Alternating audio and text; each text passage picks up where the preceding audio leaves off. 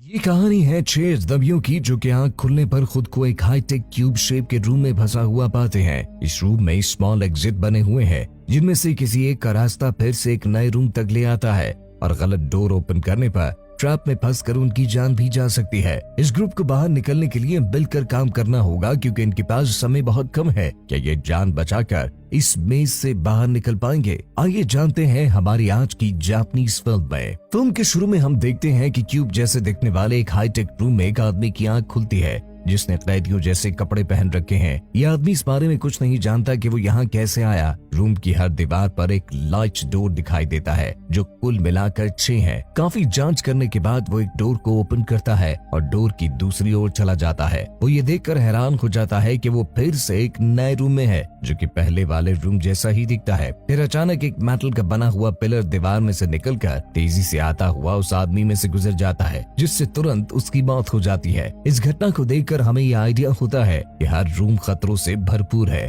और इन ट्रैप से भरी भूल भुलैयों से बाहर निकलना नामुमकिन है। अगले सीन में हम युएची नामी एक आदमी को रूम में जागता हुआ देखते हैं। इस रूम में 2 और लोग भी हैं। एक का नाम शांजे और दूसरे का नाम बचाची बारू है। तीनों में कोई भी ये नहीं जानता कि वो कैसे आए। इतने में अचानक 6 डोर में से एक ओपन होता है जिसमें से एक आदमी बाहर निकलता है जिसका नाम एडे है जो कि घायल है और उसने शूज भी नहीं पहन रखे और न ही वो किसी से बात करता है। वो उनके पास से गुजरकर दीवार पर चढ़ने लगता है और सीलिंग में लगा डोर ओपन कर देता है। डोर ओपन करते ही एक आदमी की लाश नीचे गिरती है। ये वही आदमी था जिसे हमने पहले सीन में पिलर लगने से मरते हुए देखा था। लाश गिरने के साथ इसके शरीर से कटा हुआ क्यूब शेप जैसा टुकड़ा भी नीचे गिरता हुआ दिखाया जाता है। ये टुकड़ा तरबूज के कटे हुए टुकड़े जैसा लगता है। इसी समय एक और डोर ओपन हो जाता है। इस बार इसमें से एक लड़की बाहर आती है जिसके नाम काय है। शियनजी ये सब देखकर बहुत डर जाता है और रैंडम डोर को ओपन करके उसमें जाने की कोशिश करता है। एडे उसके पीछे जाता है और डोर पर चढ़कर आगे बढ़ता है। नए रूम में एंटर होने से पहले वो अपने शू को रूम में फेंकता है जिसे फेंकते ही रूम में आग भड़क उठती है और देखते ही देखते जूता राख बन जाता है। इससे ग्रुप को आइडिया हो जाता है कि गलत रूम में एंटर होने से कैसे उनकी जान जा सकती है। इस मेज में सुरक्षित रूम भी है क्योंकि कहानी में हर कैरेक्टर की आंख सेफ रूम में खुलती है और उन्हें यहाँ किसी न किसी सेफ रास्ते से ही लाया गया होगा। ग्रुप आहिस्ता आहिस्ता ईडे की हेल्प से डिफरेंट रूम्स में से होते हुए आगे बढ़ते हैं। शू टेस्ट करने पर वो कई जानलेवा बाधाओं से बच निकलते हैं क्योंकि एडी ही वो अकेला व्यक्ति है जो शायद मेज में काफी पहले से है और जख्मी होने के साथ साथ उसके दोनों शूज भी गायब है। सभी को ईडे पे भरोसा है। फिर वो एक ऐसे रूम में आ जाते हैं जहाँ युएची को फ्लोर पर एक बटन मिलता है जिससे वो रूम की वॉल पर मार्क लगाता है। ऐसा करने से सभी एक ही दिशा में बढ़ पाएंगे और रूम्स की पहचान करने में आसानी होगी। बटन उठाने के बाद युएची वापस ईडे को फॉलो करने लगता है। फिर हम देखते हैं कि युएची को रूम की दीवार पर लिखा एक 9 डिजिट कोड मिलता है, लेकिन ये बात वो ग्रुप के साथ शेयर करना जरूरी नहीं समझता। फिर सभी एक नए रूम में एंटर होने लगते हैं जहां दोनों रूम्स के दरमियान उन्हें फिर से कोड लिखा हुआ दिखाई देता है। शायद उन कोड्स का कुछ मतलब जरूर है जो ग्रुप समझ नहीं पाता। फिर युएची एक और डोर ओपन करता है जहां वो दूसरे रूम में एक और व्यक्ति को खड़ा देखते हैं जिसका नाम मिस्टर वांडू है जो सबको देखकर काफी खुश दिखाई देता है। वांडू का मानना है कि हमारे यहाँ होने का कोई न कोई रीजन है और जिसने भी हमें यहाँ डाला है वो यकीनन हमें सजा देना चाहता है और हम उसके बंदी हैं। इसके बाद सभी लोग नए चैम्बर में एंटर हो जाते हैं। अचानक उनके रूम में अंधेरा छा जाता है और रूम की सीलिंग से स्टील के घूमते हुए ब्लेड्स उनकी तरफ नीचे आने लगते हैं। अपनी जान बचाने के लिए अब उनके पास सिर्फ एक ही रास्ता है कि वो फ्लोर पर लगे डोर में से नीचे चले जाए। सभी बाल बाल बचकर नए रूम में आ जाते हैं। तभी सब लोग ये जान पाते हैं कि सिर्फ शू फेंक कर ट्रैप्स का पता लगाना काफी नहीं होगा। यहाँ पहुंचकर ईडे युएची से भिड़ने लगता है और उस पर चिल्लाता है कि तुम्हारी बुजदिली के कारण हम सब की जान जा सकती थी। अगले सीन में चिहारो युएची से पूछता है कि क्या तुम्हें वो 9 डिजिट कोड याद है। युएची चिहारो को नंबर्स बताता है जो उसे अच्छी तरह याद है। दोनों इस बात की खोज लगाते हैं कि प्राइम नंबर्स का रूम के डेथ ट्रैप या फिर सेफ के साथ कोई न कोई संबंध जरूर है कि अगर कोई से भी 3 डिजिट नंबर्स अगर प्राइम नंबर्स हैं तो साथ जुड़ा रूम डेथ ट्रैप होना चाहिए और अगर प्राइम नंबर्स नहीं है तो रूम शायद सेफ होगा। वांडू इस बात पर हैरान दिखाई देता है कि अब ये एक बच्चे की बात पर यकीन करने लगे हैं। इतने में युएची अचानक नए रूम में कूदने का जोखिम उठा लेता है और वो लकीली बच जाता है। दोनों को नंबर्स वाला आइडिया सही निकलता है और इस तरह सब प्राइम नंबर्स की स्ट्रैटेजी यूज करके कई रूम से होते हुए आगे बढ़ते जाते हैं। फिर हम देखते हैं कि सभी ऐसे रूम में एंटर हो जाते हैं जहां रूम सभी प्राइम नंबर्स वाले रूम से अटैच्ड है और जिस रूम से वो यहाँ आए थे अब लॉक्ड है। फिर यूएची नए रूम की जांच करने लगता है। मिस्टर वांडो पहली बार गुस्से में आकर जोर से चिल्लाता है जिससे नए रूम का ट्रैप एक्टिवेट हो जाता है। एक ऐसा ट्रैप जिसमें अगर कोई भी कूदा तो उसके अनगिनत टुकड़े हो जाएंगे। इससे हम ये जान पाते हैं कि इन जानलेवा चैम्बर्स में कई प्रकार के सेंसर्स भी लगे हुए हैं और इस रूम में आवाज का सेंसर लगा है। सब ये जान पाते हैं कि इस ट्रैप से बच निकलने का सिर्फ एक ही रास्ता है कि बिना आवाज किए आगे बढ़ा जाए। लेकिन बाधा तो अब शुरू हुई है जहां उन सब के लिए सेफ रूम का आइडिया लगाना मुश्किल हो गया है। सभी खामोशी से आगे बढ़ते हैं। आखिर में श्यानजी का जूता फ्लोर पर गिरने से ट्रैप दोबारा एक्टिवेट हो जाता है। मिस्टर वांडो खुद को लेजर शार्प स्ट्रिंग से बाल बाल बचा लेता है। वांडो शिनजी से लड़ने लगता है और उसका गुस्सा जायज भी है। शिनजी अपने ऊपर किए हुए क्रिटिसिज्म को बर्दाश्त नहीं कर पाता। वो काफी इमोशनल और गुस्से में दिखाई देता है। ऐसे बर्ताव से वो ग्रिप पर बोझ बन सकता है। फिर हम देखते हैं कि चिहारो वॉल पर मैप जैसा कुछ बनाता है जिसके अनुसार हर सेल की दाएं बंच में 4.5 मीटर तक क्यूब है। चिहारो के हिसाब से बेस के अंदर 20,000 के लगभग रूम्स हो सकते हैं। बूढ़ा आदमी मिस्टर वांडो आगे बढ़ने को तैयार हो जाता है लेकिन वो कहता है कि शिनजी से दूर रहा जाए क्योंकि उसका एक भी कदम सब लोगों को मुसीबत में डाल सकता है। अचानक लाइट का रंग बदलकर लाल हो जाता है और रूम में गैस भरने लगती है। सभी वहां से निकलकर नए रूम की तरफ बढ़ते हैं। इतने में शिनजी नए डोर को ओपन करता है तो कुछ ऐसा देख लेता है जिसे देखकर उसकी सांसें उखड़ने लगती हैं। अगले सीन में सभी लोग उसमें खड़े नजर आते हैं और उनके दरमियान पहले सीन वाले व्यक्ति की डेड बॉडी पड़ी होती है जो सीलिंग से गिरा था। शिनजी ये समझ जाता है कि हम घूम घुमा कर वहीं दोबारा वापस आ गए हैं। तभी उन्हें पहले रूम का वाइब्रेट होना याद आने लगता है जिसके हिसाब से शायद ये मेज रूबिक्स क्यूब की तरह काम कर रहा है और डेड बॉडी वाला रूम अपनी जगह नहीं बदल रहा, सिर्फ आसपास के रूम अपनी जगह बदल रहे हैं। इसका मतलब ये हुआ कि कहीं न कहीं इस मेज का कंट्रोल मौजूद है। सभी बहुत ज्यादा फ्रस्ट्रेटेड दिखाई देते हैं और नंबर सिस्टम को छोड़कर एक डायरेक्शन में आगे बढ़ने का फैसला करते हैं। शिनजी उम्मीद हार कर पैनिक होने लगता है लेकिन ईडे उसे हिम्मत देते हुए आगे बढ़ने को कहता है। मिस्टर वांडो साथ देने से इनकार कर देता है। ईडे अकेला आगे बढ़ने लगता है। यूएची उसे कहता है कि हम घूम फिर कर वापस यहीं आ जाएंगे। लड़की भी इस बात से एग्री करती है। सभी ऊपर की क्लाइंब करने का फैसला करते हैं। यूएची और ईडे पहले चढ़कर अपनी जैकेट नीचे लटकाते हैं ताकि बाकी लोग ऊपर आ पाए। जैसे ही यूएची चिहारो का हाथ पकड़ने लगता है तो अचानक यादों में फ्रीज हो जाता है और अपने पास में हुई उस जैसी ही बुरी याद में खो जाता है।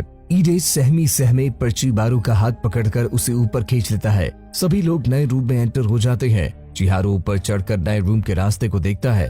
वो सभी को बताता है कि इस रूम का नंबर प्राइम है जिसका मतलब है कि इस चैम्बर में खतरा है। अचानक चैम्बर शेक होने लगता है। लड़के का पाँव फिसल जाता है और वो उसी रूम में गिर जाता है। गिरते ही रूम में लेजर एक्टिवेट हो जाते हैं और बच्चे का निशाना लेने लगते हैं। सही समय पर यूएची बच्चे को लेजर शूट से बचा लेता है। लेजर दोबारा उन पर एम करता है।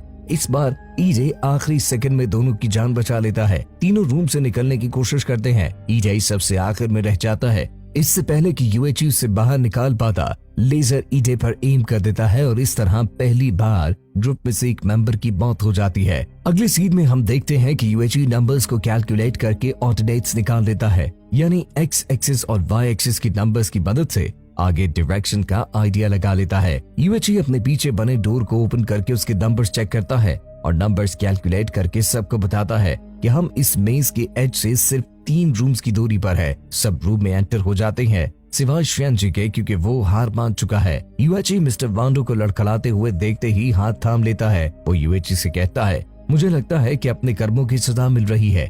ये सुनकर वो फिर से अपनी लाइफ के फ्लैशबैक में चला जाता है। तभी अचानक रूम के बीचों बीच स्टील की सलाखें निकलकर रूम को 2 हिस्सों में डिवाइड कर देती है। ओल्ड मैन और शिनजी अलग डोर से निकल जाते हैं और बाकी ग्रुप मेज की एज को ढूंढने के लिए आगे बढ़ते हैं। लड़की नंबर 999 देखकर बिना किसी को बताए आगे निकल जाती है। सभी लोग एक सेफ सेल में आ जाते हैं। अचानक मेज यूएची को स्कैन करने लगती है और चैम्बर की एक दीवार स्क्रीन प्रोजेक्टर बन जाती है और यूएची की मेमोरी प्रोजेक्ट करती है जब उसके भाई की मौत हुई थी। ये देखकर यूएची बहुत ज्यादा दुखी हो जाता है और अपने भाई की मौत पर खुद को गिल्टी फील करता है। अचानक वॉल पहले जैसी हो जाती है और यूएची भी नॉर्मल हो जाता है।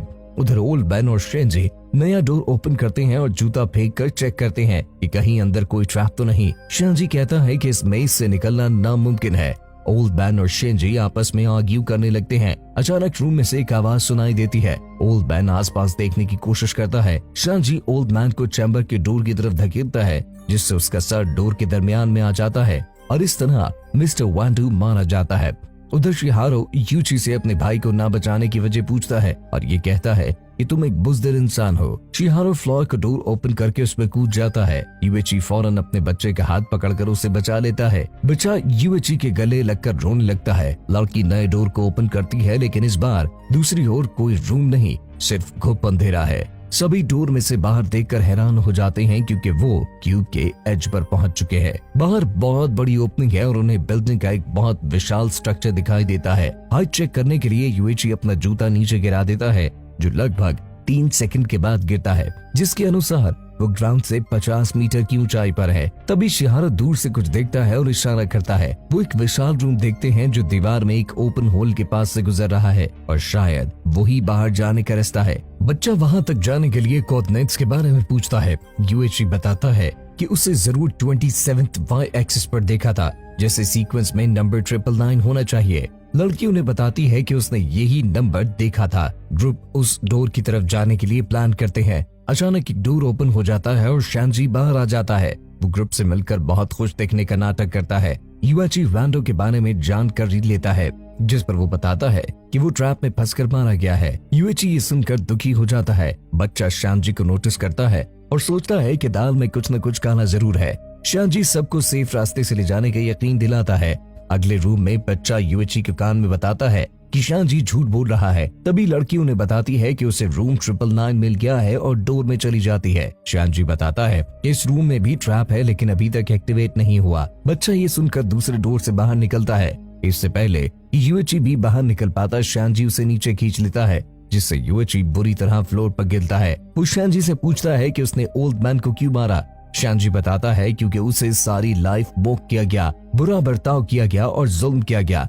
ओल्ड मैन भी यही सब कर रहा था, अब उसे किसी का डर नहीं। शेंजी यूएची को मारने पीटने लगता है। तभी बच्चा वापस रूम में जंप करता है और शेंजी को रोकने की कोशिश करता है, लेकिन बच्चा इतना स्ट्रांग नहीं होता। शेंजी बच्चे को घुमाकर दीवार पर मारता है। इससे पहले कि वो बच्चे को नुकसान पहुंचाता, यूएची से रोकने की कोशिश करता है। शेंजी अपना टारगेट बदलकर यूएची का गला दबाने लगता है। बच्चा यूएची को हिम्मत देता है। यूएची जान बचाने के लिए पूरी ताकत लगाने लगता है। तभी अचानक रूम का कलर चेंज हो जाता है और रूफ से एक मेटल पोल निकलकर शेंजी की पीठ में धंस जाता है और शेंजी को ऊपर खींचता हुआ छत से लगा देता है। इतने में लड़की दोनों को दूसरे रूम से अपनी ओर बुलाती है, इससे पहले कि देर हो जाए। रूम में चारों ओर मेटालिक ट्रैप्स ओपन होने लगते हैं। लड़की बच्चे को डोर से खींच लेती है, लेकिन यूएची रूम में ही रह जाता है। बच्चा ये सोचकर रोने लगता है कि उसने अपने एक दोस्त को खो दिया है। तभी रूम फैसिलिटी की तरफ मूव करने लगता है और एक होल के आगे रुक जाता है। दोनों डोर से बाहर एक लंबे रास्ते को देखते हैं, जो बाहर जाने का रास्ता है। लड़की यहीं रुकने का फैसला करती है, लेकिन बच्चा रास्ते की तरफ निकल पड़ता है, इस उम्मीद के साथ कि वो आजाद हो पाएगा। फिर हम देखते हैं कि एक बॉडी चैम्बर में सीलिंग से गिरती हुई दिखाई देती है। ये यूएची है, जो अभी भी आजाद होने की कोशिश में है। फिर हम देखते हैं कि सभी मरने वाले व्यक्तियों का डेटाबेस सेव किया जा रहा है। लड़की सीक्रेटली सब लोगों को मॉनिटर करती रही है और सबकी प्रोग्रेस को ट्रैक करती रही है। इस इंफॉर्मेशन और डेटा के साथ वो डोर ओपन करती है और दूसरी ओर नए प्रेजेंट से मिलती है। ये लड़की एलियन है और ये मेज भी एलियन ने इंसान की थिंकिंग को फैसला लेने की पावर को टेस्ट करने के लिए बनाया था। और इसी तरह दोस्तों, फिल्म इसी बोर्ड पर एंड हो जाती है। ऐसी ही कमाल की स्टोरीज देखने के लिए हमारे चैनल इनसाइट हिंदी रिकैप्स को सब्सक्राइब कीजिए। धन्यवाद।